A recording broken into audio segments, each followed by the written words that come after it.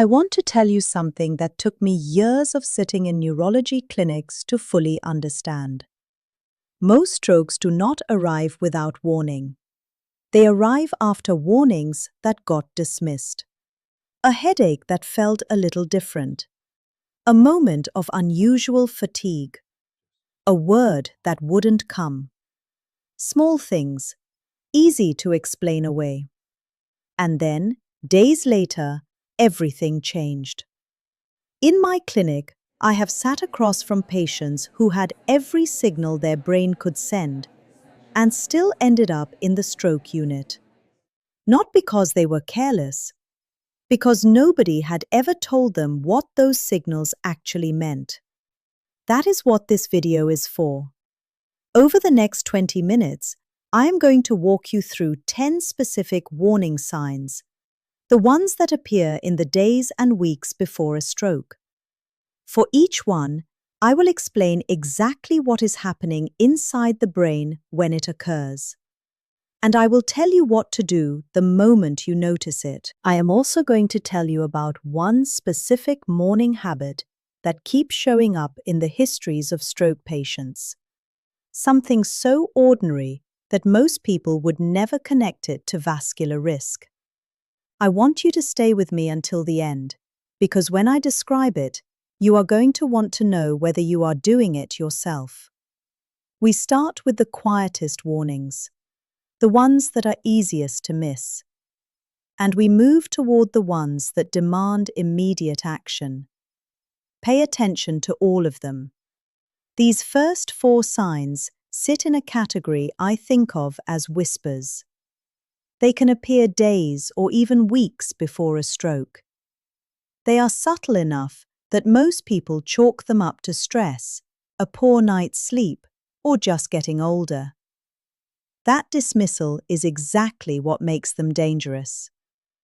Sign 10. The sentinel headache. This is not a migraine. It is not a tension headache from a long day at the computer. The sentinel headache has a very specific quality that my patients describe the same way, almost every time. It feels different, new, like a headache you have never had before. Your brain has no pain receptors of its own, but the blood vessels that run through and around it do. When blood flow becomes disrupted, even partially, even temporarily, those vessels can register pressure changes. The result is a headache that often feels deeper, more persistent, and more unusual than anything in your normal experience. The clinical distinction is simple. If a headache feels unlike any you have had before, that difference is what matters. Do not wait for it to pass on its own. Get it evaluated. Sign 9. Sudden, crushing fatigue. The brain uses roughly 20% of your body's total energy, despite being only 2% of your body weight. It is the most metabolically demanding organ you have, so when blood flow to any part of it becomes compromised, even slightly, the brain does what any overwhelmed system does.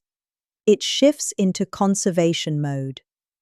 The fatigue this creates is not the tiredness you feel after a full day. It is a heavy exhaustion that drops on you without warning and does not lift after rest. You sleep, and you wake up feeling the same. Women in particular report this as a primary symptom and are significantly more likely to have it dismissed. If you or someone you love experiences a sudden, unexplained drop in energy that rest does not fix, that is worth taking seriously. Sign 8. Sudden mood or personality shift. The frontal lobe sits just behind your forehead. It is the part of your brain responsible for emotional regulation, the internal governor that keeps your responses measured and proportionate. It is also highly sensitive to changes in blood flow. When the frontal lobe is under vascular stress, the emotional governor can slip. The result is something families tend to notice before the person does. Uncharacteristic irritability. a flat, disconnected affect in someone who is normally warm. An abrupt emotional episode, tears, anger, or deep sadness that has no clear external cause. If someone you love seems like a slightly different version of themselves, and that change came on suddenly, pay attention. That observer detail matters clinically. Sign 7. Cognitive fog and word-finding trouble. You are mid-sentence, talking about something ordinary, and the word just is not there. Not a tip of the tongue feeling, a blankness. Or you reach for a thought you had 30 seconds ago, and it is simply gone. Or everything feels slightly slower. Your thinking, your processing, your ability to follow a conversation. And sudden is the word that matters most here. That is what separates a vascular event from normal aging. Brief episodes of reduced blood flow in the brain's language centers, the areas that produce and process speech, create exactly this pattern. The fog lifts and people assume everything is fine. It is not fine. It is a warning. These 4 signs can appear days or even weeks before a stroke, which means if you catch them, you have time to act. But here is something that stops most of my patients cold when I tell them. Some people go through all 4 of these signs: the headache, the fatigue, the mood shift, the fog, and have no awareness of it whatsoever. Not because they were careless, because the damage happened silently, below the threshold of any noticeable symptom, and it left a mark on the brain anyway. There is a way to check for that. I will show you exactly how in the final section. Keep that in mind as we go. Now we move into a narrower window, the 48 hours before, where the brain's warnings become harder to ignore. These next 3 signs sit in a dangerous middle zone. They are noticeable enough to be unsettling, but specific enough that, once you know what you are looking at, the picture becomes unmistakable. Each one points to a different part of the brain under vascular stress, and each one tends to resolve on its own, which is precisely what makes them so easy to dismiss and so genuinely treacherous. Sign 6. Sudden dizziness and balance disruption. Think about what it means for the floor to shift beneath you without warning. Not a gentle unsteadiness, a sense out of nowhere that the room has tilted or that your body is no longer cooperating with your intentions. That is what this sign feels like. The cerebellum and brainstem, the structures that govern your balance and coordinate your movement, sit at the back and base of your brain.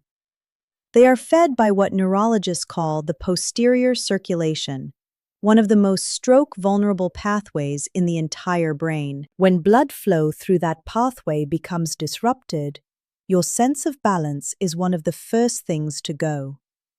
Now, dizziness has many causes. Inner ear problems are common. Dehydration can cause it. Certain medications can cause it. So how do you know when dizziness is something more? What I want you to remember clinically is this. Stroke-related dizziness almost never arrives alone. It comes alongside something else. A simultaneous visual change, a sudden weakness, a difficulty speaking.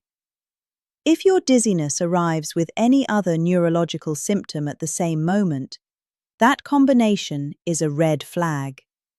Not something to sleep on, something to act on today. Sign 5.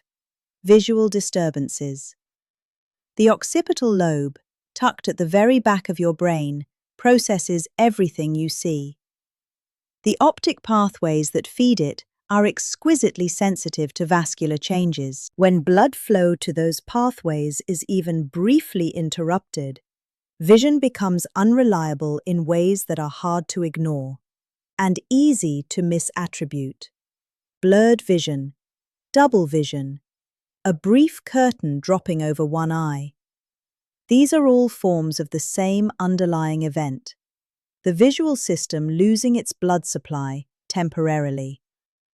There is one phenomenon I want to name specifically because it is among the most important TIA warning signs that gets dismissed as something minor.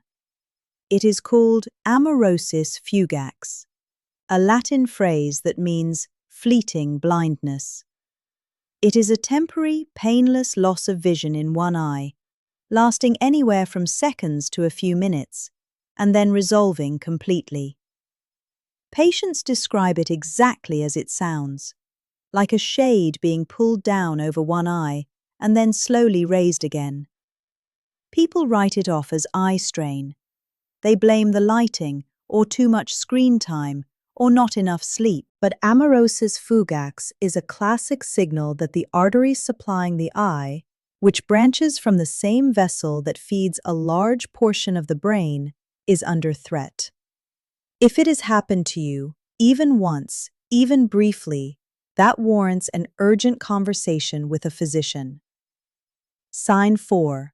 Loss of fine motor control. The motor cortex is organized with extraordinary precision. Each region controls a specific part of the body, and the areas governing fine movement, your fingers, your hands, the delicate coordination required for small tasks, are among the first to show signs of vascular disruption. This is why the sign often appears not as dramatic weakness, but as something quieter. You go to button a shirt, and your fingers feel clumsy in a way they never have before. You reach for your keys and fumble them. Your handwriting, which has looked the same for decades, suddenly looks different, shakier, less controlled, smaller. These are not random bad days. Fine motor difficulty that comes on without explanation. No injury, no obvious fatigue, reflects something happening in the motor cortex. Gross strength may be completely intact. You can lift your arm, shake a hand, carry a bag. But the precision has slipped, and that subtle slip is the signal. Here is a simple daily check. Button 3 buttons on a shirt or jacket and pay attention to how it feels. If it suddenly requires effort that it never used to, note that. If it happens again the next day, do not normalize it. Across all 3 of these signs, the pattern is the same. Sudden onset, new in character, often resolves quickly. And that resolution is not the end of the story. It is the beginning of a narrow window you cannot afford to ignore. We are now in the final warning zone. These last 3 signs are the ones most people have heard of.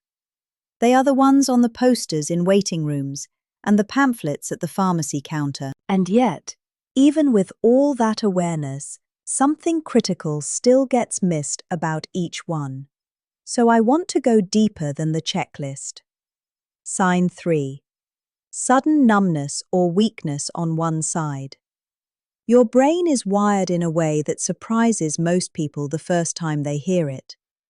The right side of your brain controls the left side of your body. The left side of your brain controls the right side of your body. This crossed wiring is one of the most useful diagnostic tools a neurologist has, because it means that one-sided symptoms always point to something very specific about where the problem is. What still gets missed, consistently, is this. People feel the numbness come on, sit down, and wait to see if it passes. And often, it does pass. Sensation returns, strength comes back. They decide it was nothing, a pinched nerve, sleeping on the arm wrong. And when you get there, one of the first things a neurologist will do is a simple motor assessment. It takes about 10 seconds. Most people do not know you can do a version of this yourself, at home, right now, without any equipment. I will walk you through it at the end of this video. It is worth staying for. Sign 2. Speech disruption. Inside your brain, 2 regions work together to make language possible. One region, toward the front of the left hemisphere, produces speech. It assembles the words and sends the signal to speak. A separate region, further back, handles comprehension, understanding what is being said to you. During a TIA or a stroke affecting these areas, something happens that is deeply disorienting for the person experiencing it. They know exactly what they want to say. The thought is fully formed. But when they open their mouth, what comes out is wrong, slurred, garbled, or nothing at all. Or the right words simply will not load, no matter how hard they reach for them. The person is fully present. They understand the situation. They can hear you. But the connection between thought and speech has been interrupted, and they cannot always tell you that from the inside. Families who witness this describe it the same way every time. They say the person seemed to flicker, like a light that briefly went out. If you ever see that in someone, a sudden inability to produce or find words, speech that comes out wrong, a blank pause in the middle of a sentence, that is an unmistakable red flag. Call for help immediately. Sign 1. The TIA itself. Everything we have covered, the dizziness, the visual disturbances, the one-sided numbness, the speech disruption, can arrive together in any combination, last for 2 minutes, and then vanish completely. The person feels fine, normal, maybe slightly shaken, but fine. That is a transient ischemic attack, and it is a medical emergency. The brain lost its blood supply. Temporarily, yes. Without permanent damage, yes. But the vascular problem that caused it is still there, and the research on what happens next is something I want every person watching this to hold on to. Roughly half of all strokes that follow a TIA happen within the first 48 hours. Not the first week, the first 2 days. The window is narrow and it closes fast. I think of the TIA as a dress rehearsal. The brain sends every warning it has, the full performance compressed into minutes, and then pulls back. The curtain comes down, and most people walk away thinking the show was cancelled. It was not cancelled, it was postponed. And the people who act on that window, who go to the emergency room even when they feel completely fine, even when every symptom is gone, those are the people who do not end up in the stroke unit. Even if it resolves completely and immediately, that combination of symptoms is a medical emergency.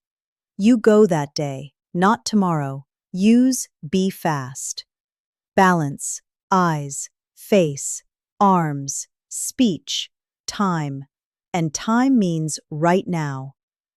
Now you have all 10 signs. But I want to leave you with something practical, because recognizing a warning only matters if you know what to do next. The first thing is this: you now know the 10 signs. But here is the part most people never hear, even from their doctors. Stroke risk does not distribute evenly across the day. It peaks in the first 90 minutes after you wake up. Blood pressure surges after sleep. Platelets are stickier in the morning. Your body is at its lowest hydration point after hours without water. That combination makes the vascular system more vulnerable than at any other time in the day. And here is the specific morning habit I mentioned at the start, the one that shows up repeatedly in stroke patient histories. It is something a large proportion of stroke patients had in common, and it is something most people do without thinking. They wake up, and the first thing they reach for is coffee, before a single glass of water, often on an empty stomach. Caffeine is a vasoconstrictor. It narrows blood vessels. On an empty stomach, in the first 30 minutes after waking, when blood pressure is already climbing and blood is already at its stickiest, that constriction adds vascular stress at exactly the wrong moment. This does not mean you need to give up coffee. It means the sequence matters.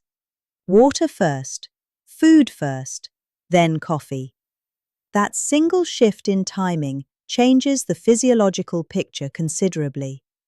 So morning headaches, morning fatigue, morning cognitive fog, these are not just signs of poor sleep. They may be your brain responding to nightly vascular stress. Take them seriously in the context of everything you have just learned. Now, the home assessment I promised you. This is a version of what neurologists call a pronator drift test. Here is how you do it. Stand up or sit upright. Hold both arms straight out in front of you, palms facing up, eyes closed. Hold that position for 30 seconds without adjusting. If one arm begins to drift downward, or if one hand slowly rotates inward, pronating, without you consciously doing it, that is your motor cortex signaling that something is not equal on both sides. It is not a diagnosis, but it is information. If you notice a consistent drift on one side, especially paired with any of the signs we covered today, that is a conversation you need to have with a doctor this week. Not eventually, this week. The second thing I want you to know about is sleep apnea. I raise this specifically because it is underdiagnosed and because it is a hidden multiplier for stroke risk. When sleep apnea goes untreated, oxygen levels drop repeatedly through the night. This drives blood pressure up during hours when it should be falling. It increases platelet activity. It stresses the vascular system through every sleeping hour. If you snore heavily, if you wake unrefreshed, if someone has ever told you that you stop breathing in your sleep, that is worth investigating. A sleep study is a simple ask, and what it reveals can change your risk profile significantly. Third, know your blood pressure, not just from the doctor's office. Many people have what we call white coat hypertension. Normal readings at the clinic, elevated readings at home. The reverse is also true. Home monitoring gives you the real picture. And know whether you have atrial fibrillation. AF is one of the most common and treatable causes of embolic stroke, where a clot forms in the heart and travels to the brain. An ECG can detect it. Ask for one if you have not had it checked recently. And finally, if any of the 10 signs I described today appear, even briefly, even if they fully resolve, even if you feel completely fine 30 minutes later, you go to the emergency room that day, not tomorrow. The window for intervention after a TIA is narrow, and the people who wait are the ones who lose that window. Your brain is remarkably resilient. The fact that it sends these warnings means there is still time. Use it. But I want to be honest with you about something before you go. Everything we covered today, the signs, the morning habit, the home assessment, all of it assumes that the other factors in your daily life are working with you, not against you. And for many people, there is one factor they have never suspected. Something sitting in a medicine cabinet, taken faithfully every day, often prescribed for something completely unrelated to the brain. And the research on what it quietly does to memory and cognitive function over time is something most people are never told about. That is what the next video covers. Not a fringe claim, not a scare tactic, a specific category of medication with a growing body of neurological evidence, and a conversation your doctor may not have started with you yet. If you have spent 20 minutes here taking your brain health seriously, it would be a shame to walk away without knowing this. The video is on your screen right now. That is the next step.